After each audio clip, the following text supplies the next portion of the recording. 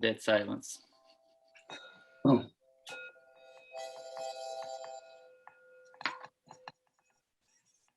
We are in some way thinking about our conversation as a material on a timeline, which we can cut, mix, and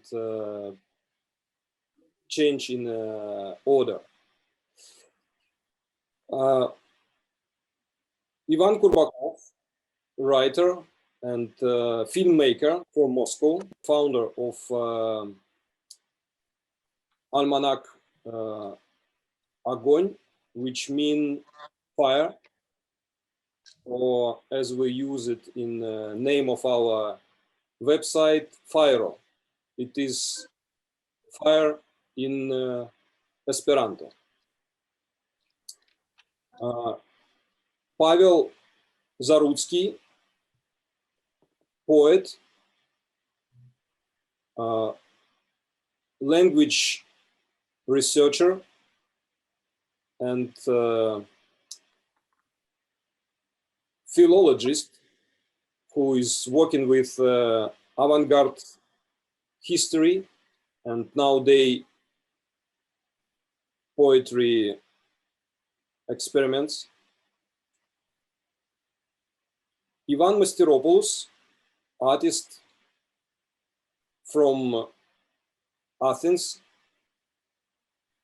visual artist who work with mosaic, with miniature, with painting. And I can present you. Yeah, please. Maxim Ilyukhin is an artist, musician and curator, and also one of the co-founders of this Almanac Огонь, which sounds weird when it pronounces in Russian for like in English, but still it's still yes. And yeah, it is like this almanac is like a platform. It's so I think this art fair we're going to make video for called Platform. Yeah, platform project. Yeah, and this almanac is platform for this kind of research, this kind of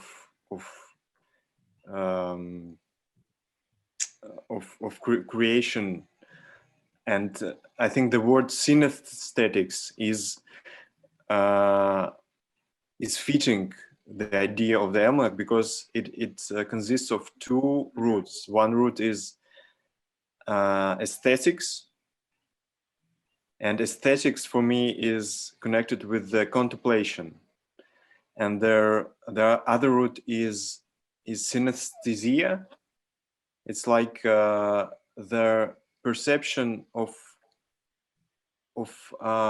with all your feeling, with your hearing, seeing, and not just hearing and seeing at once, but also like understanding and knowing. And so it's like that. I don't know if it makes sense for you. So it's like a field in which or a map in which you have this, you know, this intensive zones. You have zones where there is just poetry, just page, just words on the page.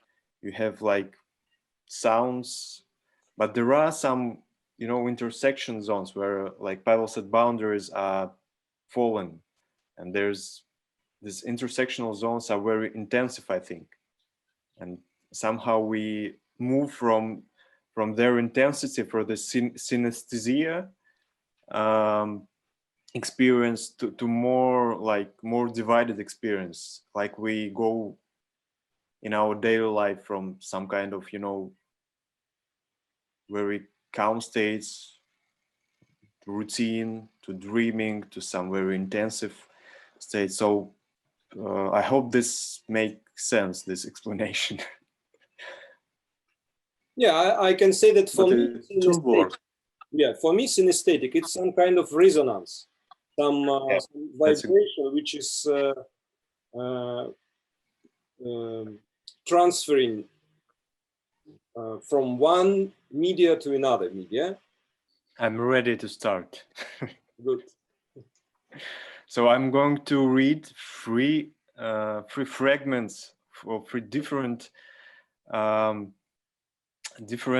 texts on poetry, on image, on a mirror, on a nature of a mirror also. And I'm going to start from the with a fragment from alchemical manuscript of 18th century. It is surprising how precisely television, online conversation, and email are described in the alchemical manuscript of 18th century. This is the secret of alchemical enlightenment. Here is a method of a preparation for a mirror. Managing these mirrors is easy if you are able to compose waters, separating the darkness of metals, and then create this metal they are made of. Its eyes should keep the color of red gold. We fuse matter and leave it till it would be cool enough to become an ice, and then we carefully polish it. After that, we create physical mirrors and set the dioptrics rule for them. It is required that all this operation should be finished in a very short period of time.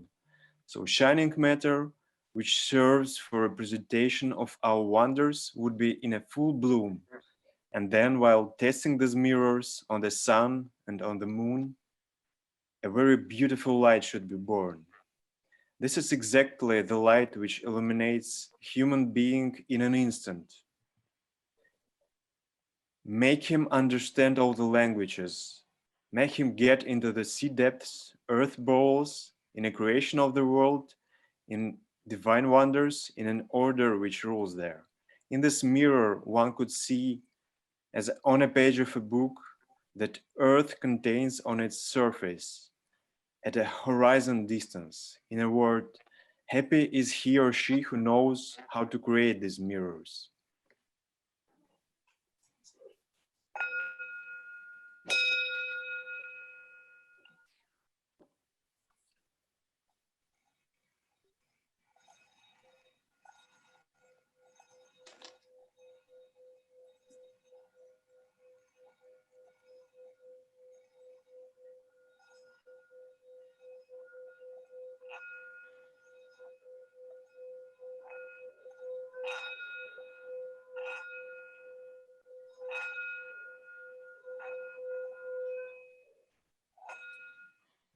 The second fragment.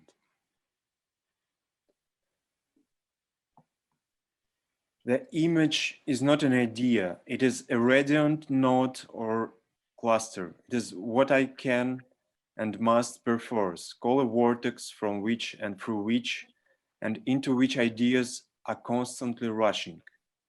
I am often asked whether there can be a long imagist or vorticist poem. The Japanese, who revolved the hokku, evolved also the no plays. In the best no, the whole play may consist of one image. I mean, it is gathered about one image. Its unity consists in one image enforced by movement and music. This is a fragment from Ezra Pound Manifest. And now we go to third fragment. It is from Maya Duran answering a question on how poetry and film interacts. I'm going to do something I think is a bit risky, and that is to go a little bit into the question of what is poetry and what distinguishes what we could call poetry from anything else. Because I think that only if we can get this straight, Can we sensibly discuss poetry in film or the poetic film or anything else? Now I say that it's risky because this is a subject that has been discussed for many, many centuries, and it's been very difficult to pin down. But the reason I'm going into it is not because I think distinctions are important as formula and as rigidities, but I think they're important in the sense that they give an audience or any potential audience a preparation and approach to what we are going to see. In the sense that if they're thinking they're going to see an adventure film, and if they're confronted with a poetic film, that's not going to go very well. I don't think one is always predisposed toward poetry. The whole notion of distinguishing and, if you will, labeling things is not a matter of defining them so much as a matter of giving a clue to the frame of mind you bring to them. In other words, what are you going to be watching as this unrolls? What are you going to be listening for? If you are watching for what happens, you might not get the point of some of the retardations because they're concerned with how it happens. Now, poetry, to my mind, consists not of assonance or rhythm or rhyme or any of these other qualities we associate as being characteristic of poetry. Poetry, to my mind, is an approach to experience, in the sense that a poet is looking at the same experience that a dramatist may be looking at. It comes out differently because they are looking at it from a different point of view and because they're concerned with different elements in it. Now, the characteristics of poetry, such as rhyme or color or any of those emotional qualities which we attach to the poetic work, also may be present in works which are not poetry, and this will confuse us. The distinction of poetry is its construction, what I mean by a poetic structure. And the poetic construct arises from the fact, if you will, that it is a vertical investigation of a situation, in that it probes the ramifications of the moment and is concerned with its qualities and its depth. So that you have poetry concerned, in a sense, not with what is occurring, but with what it feels like or what it means. A poem, to my mind, creates visible or auditory forms for something that is invisible, which is the feeling or the emotion or the metaphysical content of the movement. Now, it also may include action, but its ethic is what I would call the vertical ethic. And this may be a little bit clearer if you will contrast it to what I would call the horizontal ethic of drama, which is concerned with the development, let's say within a very small situation from feeling to feeling. Perhaps it would be made most clear if you take a Shakespearean work that combines the two movements. In Shakespeare, you have the drama moving forward on a horizontal plane of development, of one circumstance, one action leading to another, and this delineates the character. Every once and a while, however, he arrives at a point of action where he wants to eliminate the meaning to this moment of drama, and at that moment he builds a pyramid or investigates it vertically, if you will, so that you have a horizontal development with periodic vertical investigations, which are the poems, which are the monologues. Now, if you consider in this way, then you can think of any kind of combination being possible. You can have operas where the horizontal development is virtually unimportant. The plots are very silly, but they serve as an excuse for stringing together a number of areas that are essentially lyric statements. Lieder are in singing comparable to the lyric poems, and you can see that all sorts of combinations would be possible. It seems to me that in many films, very often in the opening passages, you get the camera establishing the mood. And when it does that cinematically, those sections are quite different from the rest of the film. You know, it's established in New York. You get a montage of images. This is a poetic construct, after which what follows is a dramatic construct that is essentially horizontal in its development. The same thing would apply to the dream sequences. They occur at a moment when the intensification is carried out not by action, but by the illumination of that moment. Now the short films, to my mind, and they are short because it is difficult to maintain such intensity for a long period of time, are comparable to lyric poems, and they are completely vertical, or what I would call a poetic construct, and they're complete as such. On one of the combinations that would be possible would be to have a film that is a dramatic construct, visually accompanied by a commentary that is essentially poetic, that is, it illuminates the moments as they occur, so that you have a chain of moments developing at each one, and each one of them is illuminated.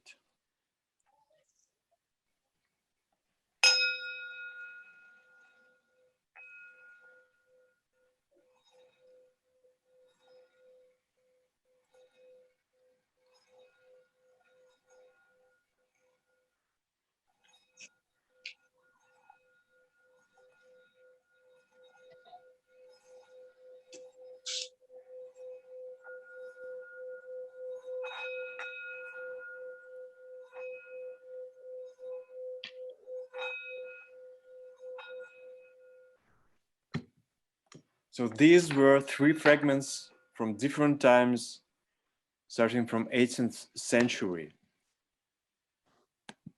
And now we're in 21st century. And there is still something happening with this topic, with this theme. And I think it was Coleridge who said that the definition of beauty is the plurality in unity. So for me, the question of poetry as an audiovisual medium is the point of unity, because if we, as now it happens, are surrounded by different kind of medias, the medias all over us, and the number of words and images and sounds are just incredible. And somehow we should deal with them. But what also makes our time notable is that we exchange these images and these words with such intensity and with such a speed that was unknown to the previous times completely.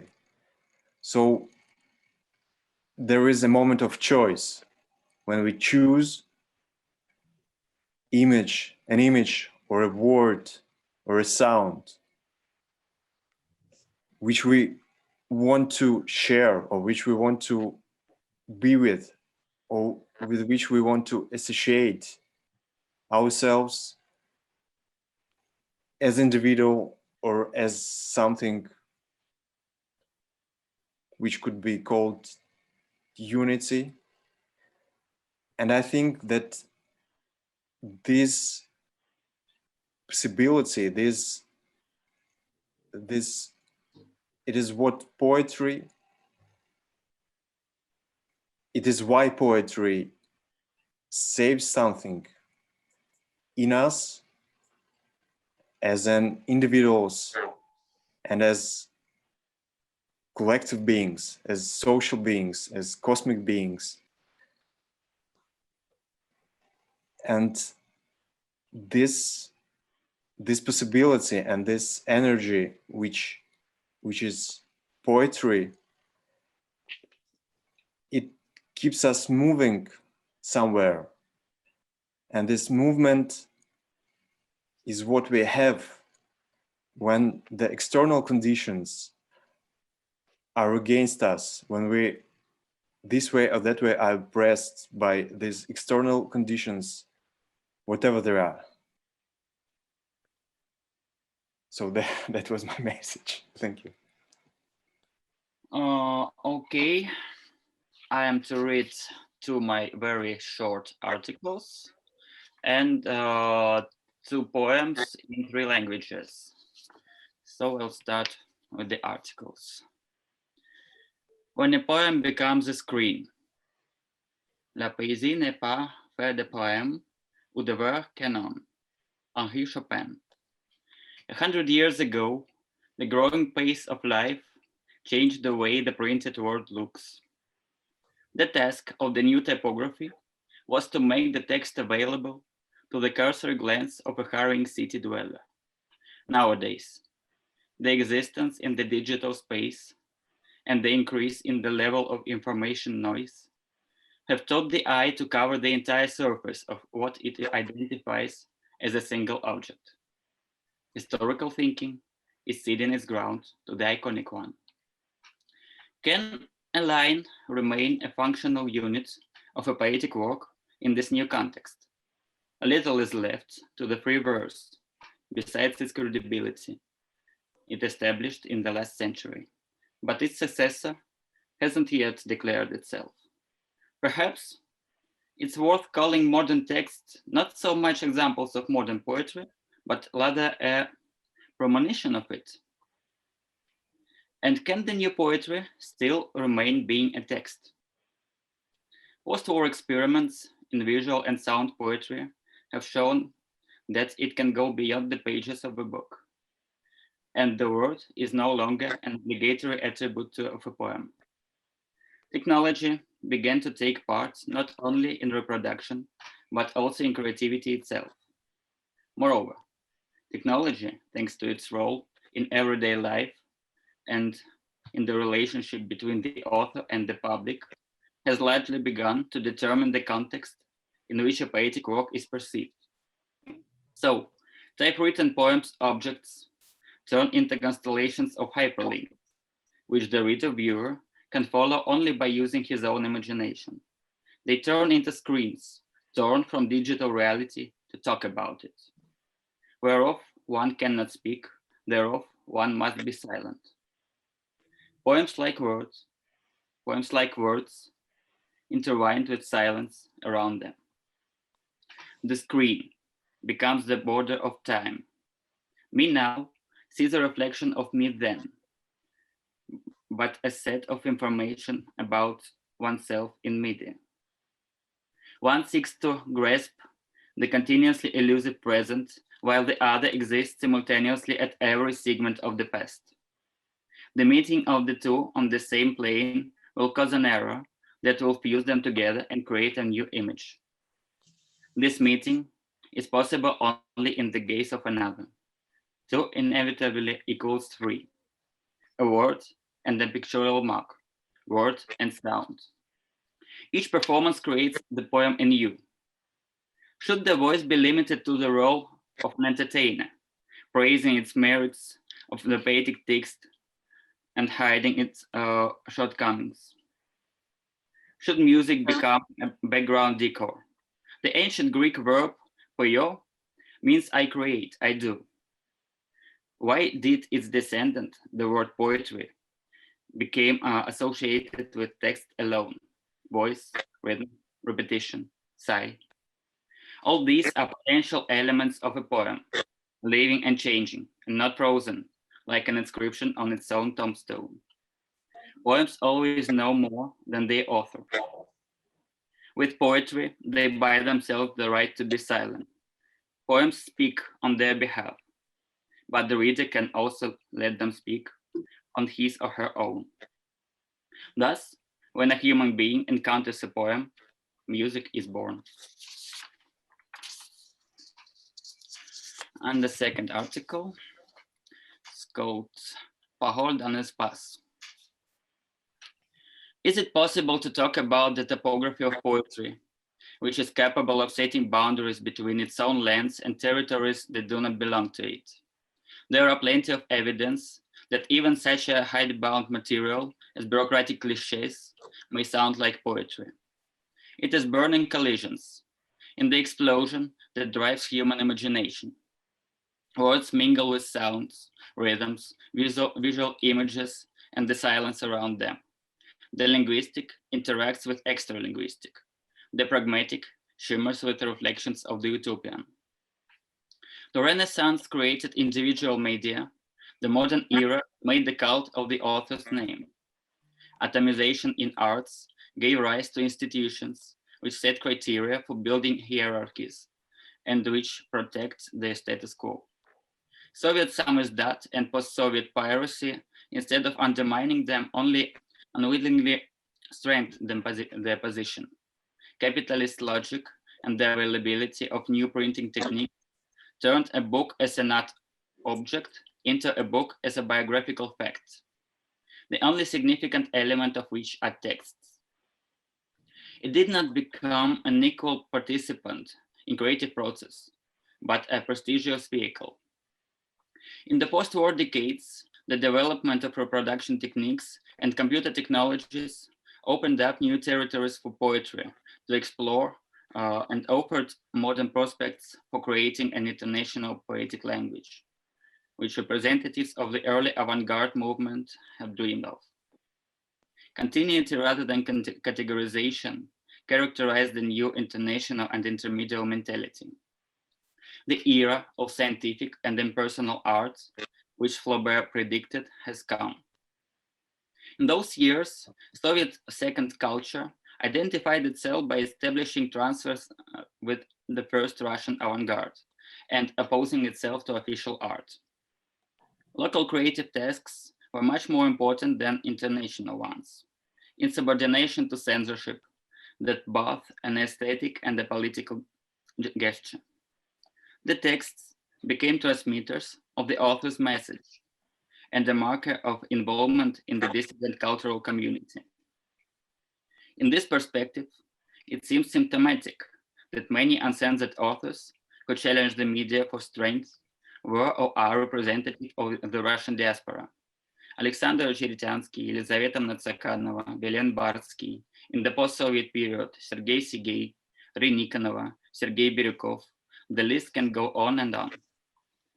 The latest Russian poetry and the internet did not, in the latest Russian poetry, the internet did not question text centricity, but it became to be the most accessible way of publishing poetry. Texts flowed on social media feeds, as if to spawn, settling in the networks of literary web resources. The poet user. Literary production as an opportunity to maintain status in filial communities. But is poet able to decipher the symbols reflected in the gaze from the other side of the screen? And is it possible to have some kind of hybrid language that can reconcile man and machine? The computer code has already been invisibly incorporated into the latest poetry, which looks at the reader with a set of ones and zeros.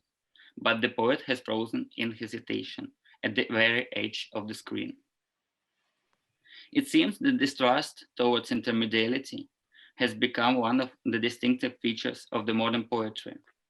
And one day, succeeded to overcome it, the poet will appear as a researcher, inviting the reader for a journey, since poetry is not only an act of writing, it is an act of breaking down boundaries. And the poems. These are the same two poems in three languages. I'll start with English, then go to Greek, and then go to Russian originals. Without, as original layer, union of time and language, I have changed myself. Something inside the body crumples the diagram, and memory ceases to be inequality. The symbiosis of word and flesh comes apart. Fear, safe, and have felt the same back then. Am an error because of the conflict of search engines. Χωρίς. Μια στιβάδα του αμβλίστρου είδους, η ένωση γλώσσας και χρόνου. Εγώ έχω αλλάξει. Εγώ. Κάτι μέσα στο σώμα ζαρώνει τη γραφική παράσταση και η μνήμη πάει να είναι ανισότητα. Λόγος και σάρκα διασχίζονται. Ο φόβος να μείνει, να χαθεί. Έχω αισθανθεί και τότε Ime enespalma logo syngrusis mechanon anasitisis.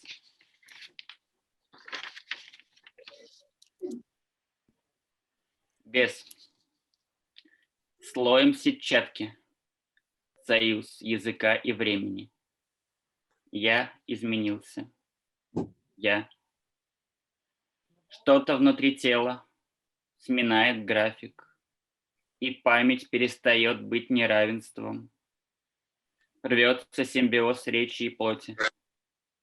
Страх. Сохранить, потерять. Чувствовал и тогда. Ошибка. Вследствие конфликта поисковых систем. Us. A lost touch. The disease penetration. Is it really how the solitude ends? And how to hide the word when both are on the same side of the closed lips? I watch the body, approached by caresses of decay, register signals. May the internal malfunction be called love, when war erases its footsteps in a more skillful way. Every question is a new spasm of time. Emis, Hamenia fi, Arostia deidesi, Arage etsi telioni, Immunaxia, και πώς να κρύψω έστω και μία λέξη, όταν είναι διωμένο στο ίδιο μέρος κλεισμένων χιλιών. Μάτι, βλέπε το σώμα, αγγιγμένο από τα χάρια της διάλυσης. Κατάγραψε τις προειδοποίησεις. Μπορεί η εσωτερική διατροχή να ονομαστεί αγάπη, όταν ο πόλεμος σβήνει τα χνάρια του πιο επιδεξίους. Κάθε ερώτημα δεν είναι παρά το νέο σπάσιμο χρόνο. Мы.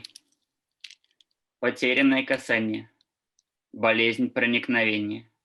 Неужели так и заканчивается одиночество? И как теперь утаить хоть слово, когда двое по одну сторону сжатых губ? Глаз, смотри, тело, тронутое лаской распада. Регистрируй сигналы. Любовь ли происходящее внутри нарушения, если война искуснее стирает свои следы? Каждый вопрос — лишь новый спазм времени. Thank you. That was my statement.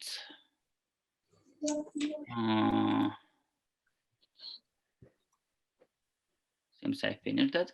Okay. And the question Ivan raised in his own statement actually to me was never a case of doubt, because to me it's very natural that a poem is being mutated, that a poem transforms constantly. I just read my poems in 3 languages, and are they the same poems, or are they different poems? They perhaps have some low basis, and they have some messages that are the same, but at the same time they are different poems, and one can see them, one can read them out like I did, and also most of my poems are also the text for songs, and this way these are always different poems that can tell with the same words quite different things and express absolutely differently, not only media wise, but also in terms of feelings, I assume, and maybe even in terms of message. So to me it's like I don't know, a question: are we the same people when our body transforms due to age, or perhaps due to a tattoo or something else, or a scar? Or are we becoming a different person? I think both at the same time. And I think it's quite natural for a poem to be transformed, not only in terms of meaning, in external terms, in terms of context of time, for instance, but also to transform internally. So this is my commentary on my commentary. Thank you. Yes, exactly. Just when you are writing a poem, it is one state. When the poem is finished, it is something which will be constantly changing, because even if there is a poem in one language, in one book, and if you approach it or read it in two different states, in two different times of the day, I don't know, in two different kind of light which will be falling on this page, that you get the meaning will be slightly different. So yes, I completely agree with Pavel, with that. It's constantly changing, but still there is something which remains the same. I think it's not that easy to be perceived, but there is the one side which is constantly changing, depending on all possible consequences, but there is something which is really remains the same. So yes. Yeah, it's a kind of, I don't know, maybe we call it a soul of a poem, because even in one of the articles I read aloud, I expressed my thought, which I always express all the time. I think that a good poem always knows more than its author. When a poem speaks exactly what I wanted to speak or what I wanted to tell, to me it's a bad poem. To me, it's, the only way it's a garbage bin, and the poem should have its own enigma, I think, and this core that remains. Maybe it transforms, but it's something invisible to us. I would like to say about what is art for me, because what I'm interested for, it is contemporary art. And because it's contemporary art, it was always a problem. Because first I need to have a knowledge and some skills to make art. But the other part, the contemporary, the connection with my time, for me it was based on my knowledge about sociology, about myself, about the time around me, the time of my life, and also I quite often based on the technique, because I thought that technique has a very linear history of developing, and we can easily understand the material things. We can easy to describe them in time based on the technique was applied for developed it. And it's connect with idea of progress, and I understand it as a part of the problem, part of the understanding of what is it. But anyway, the technique linearity was important for me.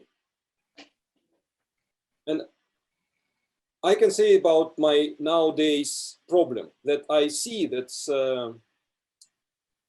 some other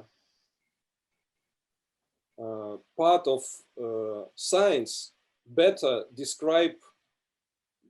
in describing of our time and our situation, the politology and sociology, and I only can use sometimes the verbals or vocabulary from this other subjects, other part of the science.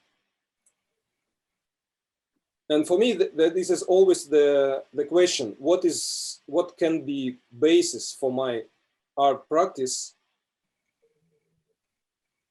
if it's not inside of it, not inside of the history of art, but should be connect with my knowledge about my time and the contemporary situation. And still now it's a problem for me.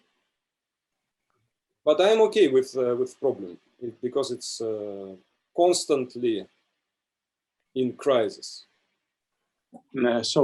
Just 2 words about me. I'm a visual artist. For a moment, I'm based in Athens, and I'm working in different media. I work for a moment. I work with mosaic and enamel and art, but I'm work with really different techniques. I'm all of my life I experiment and I try to understand material and techniques. And now, when my friends from Moscow and St. Petersburg told me about this theme of group work, it was really interesting and it was really contemporary for me. Why? Because modern poetry, it's like poetry art with a contemporary meaning of art. For me, it's like by bio art or I don't know, or postmodern art. It's really it's one of art meanings today. It must to be now and it must to work now. So when when you told me this name of work, synesthetic, synesthetica, I try to read what I write. This space mainly concerns the modern form of text interpretation, poetic expression, and the modern way of message is transferred. So when I'm understand these different ways, when we start to speak about poetry, I'm asked my friends, what so one of my friends, what I can show in one contemporary exhibition, what I can how I can use the poetry in one contemporary exhibition. For example, it can be just James Joyce idea. I can speak about poetry in art, and I can paint. And I told okay, it's poetry, but my friends told me, it's really interesting to show your poetry, like your feelings, or like your text, or like your archive of poetries in painting, because painting medium is missing from exhibitions now. I think for me, I don't try to speak with colors because it's easy for me. I'm just interesting to speak with painting, just because it's for me it's missing from the exhibition with traditional exhibition way. I don't know if it's if you understand what I wanted to tell you.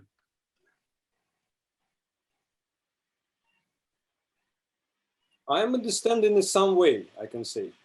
Okay. Some part of the message I understand.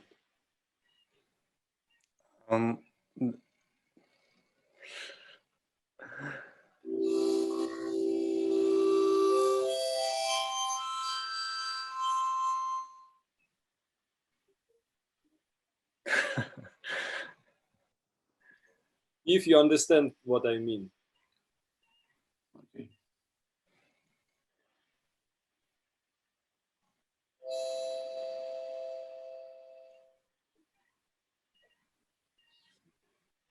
Your throat is burning.